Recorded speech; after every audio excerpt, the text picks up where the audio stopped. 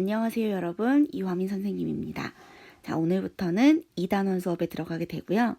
첫 번째, 염색체와 유전물질에 대해서 공부를 한번 해보도록 하겠습니다. 자, 여기 지금 동물세포 두 가지가 나와 있는데요. 아래쪽에 있는 이 그림은 우리가 지난번에 소기관 공부할 때 배웠던 그림이고, 위에 있는 그림은 오늘 새로 나온 그림입니다. 두 개의 동물세포가 모양이나 아니면 구조는 굉장히 비슷해 보이는데요. 한 가지 큰 차이가 있습니다. 아래쪽에 있는 세포는 핵이 있고 위쪽에 있는 세포는 핵이 없다는 것입니다. 정확하게 말하면 핵이 사라졌다기보다 핵막이 사라진 거고요. 핵막 안에 있던 DNA는 이렇게 염색체의 형태로 모습을 바꾸게 된 거죠. 이 단원에서는 비슷한 이름을 가진 용어들이 많이 나오니까 용어들의 정확한 정의를 기억해 두는 것이 매우 중요할 것 같습니다. 자, 그러면 본격적으로 한번 수업을 시작을 해볼게요. 짠. 자, 여기 여러분이 지난번에 많이 봤던 그림이 나와 있습니다. 인산, 당, 염기가 1대1대1로 결합되어 있는 이 물질, 뉴클레오타이드입니다. 뉴클레오타이드는 뭐의 기본 단위였죠? 핵산의 기본 단위였죠. 이 뉴클레오타이드 중에서 디옥시리보스 당을 가지고 있는 이 뉴클레오타이드가 쭉 연결되어서 있는 것이 바로 이쪽에 있는 DNA가 되겠습니다. DNA는 여러분 잘 알고 있다시피 이렇게 이중나선 구조가 되어 있고요. 굉장히 긴 사슬 모양이거든요. 그런데 이 DNA가 전부 다 유전 정보를 가지고 있는 것은 아니고요. 이 긴 DNA 중에서 그냥 의미 없이 DNA 서열만 있는 경우가 있어요. 그리고 특정한 유전 정보를 가지고 있는 부분이 있죠. 이만큼이 사람의 특정한 형질을 결정하는 유전 정보를 가지고 있다라고 하면 이런 유전 정보를 가지고 있는 부분을 우리가 유전자라고 불러줍니다. 그러니까 전체 DNA 중에서 정보를 가지고 있는 부분을 우리가 유전자라고 부르게 되는 거죠. 그런데 이 DNA가 핵 안에 이렇게 나선의 형태로만 존재를 하게 되면 꼬이거나 아니면 중간에 끊어지거나 해서 유전 정보가 소실될 위험이 있겠죠. 그래서 유전 정보를 좀 더 안전하게 보관하기 위해서 히스톤 단백질이라고 하는 물질이 등장합니다. 그래서 이 히스톤 단백질의 DNA를 실패에다 실을 감듯이 이렇게 감아 놓습니다. 그래서 히스톤 단백질이 8개 알갱이가 이렇게 8개가 있고요. 여기에 DNA가 이렇게 두 바퀴를 돌아서 감싸게 되는 거죠. 그래서 멀리서 좀 보면은 이렇게 히스톤 단백질이 중간중간 이렇게 꼬여있는, 이렇게 해서 긴 끈에 구슬을 꿰어 놓은 것 같은 형태를 띠게 되는 거죠. 그래서 히스톤 단백질과 DNA가 말려있는, 히스톤 단백질 DNA가 말려있는 이 형태를 우리가 뉴클레오솜이라고 하고요. 이렇게 뉴클레오솜이 쭉 연결되어 있는 이러한 긴 끈 형태를 우리가 염색사라고 부르게 됩니다.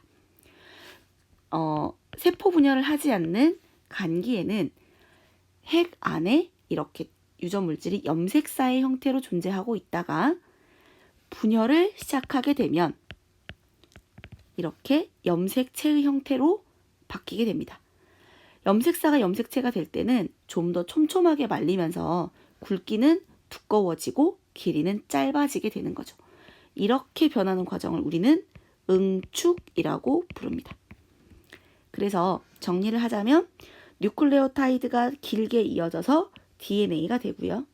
이 DNA를 히스톤 단백질에 말아놓은 뉴클레오솜의 형태가 길게 연결되어 있는 것이 염색사가 되겠고, 염색사가 응축이 되면 염색체가 되는 겁니다.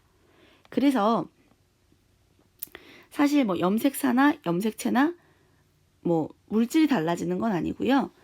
시기에 따라서 형태만 달라진다라고 이해하시면 되겠습니다. 그러면 염색체의 구체적인 형태를 보면요. 이렇게 우리가 알고 있는 염색체의 형태가 있잖아요. 그러면 일반적으로 복제를 하기 전에 만약에 응축이 된다면 이렇게 가닥 하나로 되어 있을 겁니다.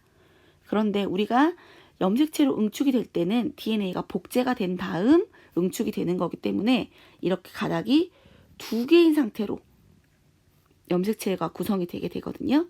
그래서 이 각각의 이 하나의 가닥을 염색 분체라고 부릅니다. 그리고 이 염색 분체가 2개가 붙어 있는, 이렇게 잘록하게 들어가 있는 이 부분을 우리는 동원체라고 부르고요. 세포 분열할 때 방추사가 이 동원체에 달라붙어서 염색 분체 2개를 나누게 되는 거죠. 그런데 하나의 염색체에 붙어 있는 2개의 염색 분체는 서로 복제가 된 것입니다.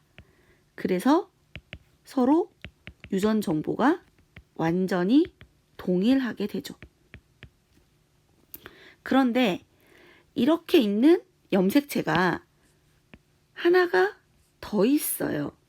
크기랑 모양이 똑같은 염색체가 하나가 더 있는데 이 둘의 관계를 우리는 상동 염색체라고 부르게 되는 거죠.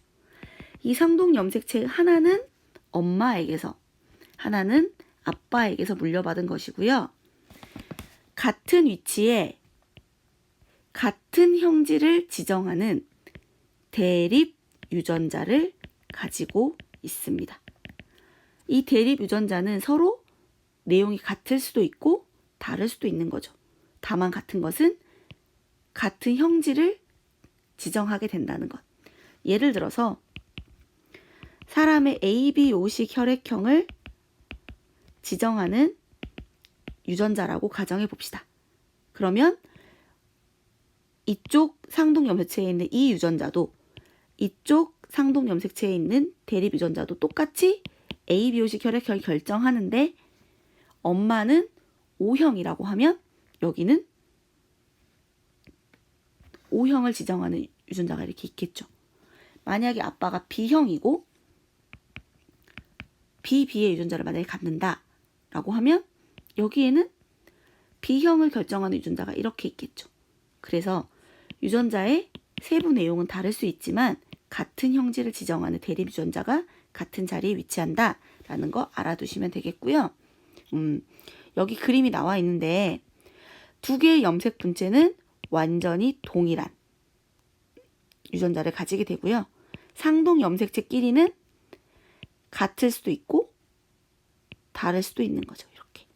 다만 이 둘은 뭐한다? 같은 형질을 지정하고 있다. 이것만 알고 계시면 되겠네요.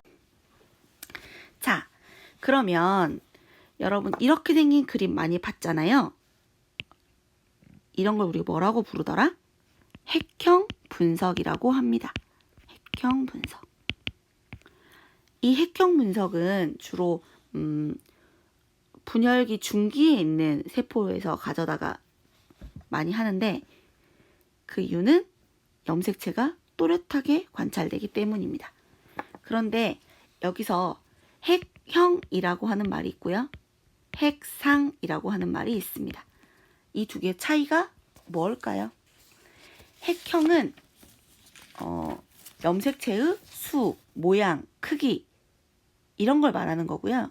핵상은 염색체의 조합을 말하는 겁니다. 핵형은 염색체의 특징, 뭐 크기, 모양, 뭐 이런 걸 말하는 거죠. 그래서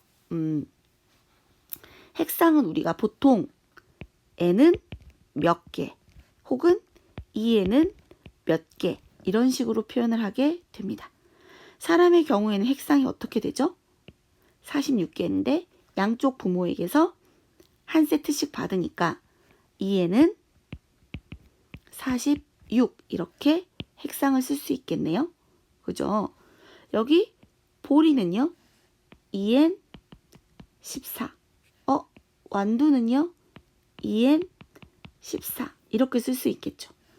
간혹 종은 다른데 핵상이 동일한 생물들이 있습니다. 그렇다고 하면 보리와 완두의 염색체는 똑같이 생겼느냐? 그렇진 않죠. 뭐가 달라요? 핵형이 다르게 됩니다. 그래서 같은 사람 사이에서도 이렇게 성별에 따라서 핵형이 약간 다르기도 하죠. 이쪽에 있는 건 여자고요. 여자. 이쪽에 있는 건 남자의 핵형 분석 사진입니다. 가장 뭐가 다르죠? 이쪽에 있는 성염색체의 구성이 다르게 됩니다. 나머지 염색체는 전부 구성이 똑같아요. 그래서 성별의 구분 없이 남녀가 동일하게 가지는 염색체를 우리는 상염색체라고 부르게 되고요. 그리고 남녀가 가지고 있는 구성이 달라요. 암수가. 그래서 성별을 결정짓는 염색체를 성염색체라고 합니다. 생물에 따라서 성염색체가 뭐 암컷이 동일하고 수컷이 이렇게 다른 경우도 있고요. 반대로 수컷이 같고 암컷이 두 개가 다른 성염색체를 가지는 경우도 있어요. 그거는 생물마다 다른데 어쨌거나 암수의 구성이 달라서 성별을 결정짓는 염색체를 성염색체라 하고요. 사람의 경우에는 X염색체와 Y염색체 두 종류가 있습니다. 그래서 여자는 X만 두 개, 남자는 X 하나, Y 하나를 가지게 되는 거죠. 자, 이렇게 해가지고 오늘 내용은 거의 다 끝났습니다. 자, 나머지는 수업 시간에 좀 더 같이 해보도록 하고요. 각각의 용어 꼭 비교해서 정리해 놓으시기 바랍니다. 수업 들으면서 궁금한 내용이나 아니면 갑작스럽게 의문이 생긴 내용도 노트에 같이 적어 오시면 좋겠습니다. 자, 그러면 수업 시간에 만나도록 할게요. 여러분 안녕.